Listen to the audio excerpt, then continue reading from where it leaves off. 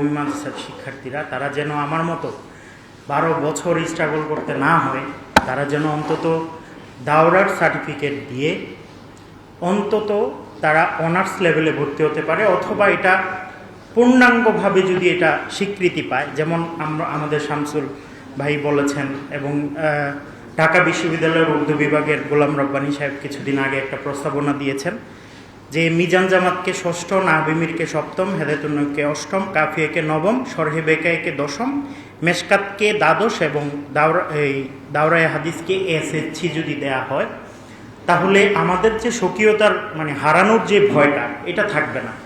পরবর্তীতে অনার্স লেভেলে আমরা চাইলে ফিক, তাফসির, হাদিস, আদব এইসব বিষয় আমরা অনার্স করতে পারি। তো এই বিষয়গুলো আসলে আলোচনায় আসা দরকার। 1 নম্বর বিষয় আমি বলবো, ছোট্ট 1 মিনিটে শেষ করব। 1 নম্বর বিষয় হচ্ছে আমাদের যারা মুরব্বী আছে তারাই আসলে এটার উদ্যোগ নিতে হবে। আমরা এখানে অনেক আলোচনা করেও যেটা করতে পারবো না এবং হবেও না।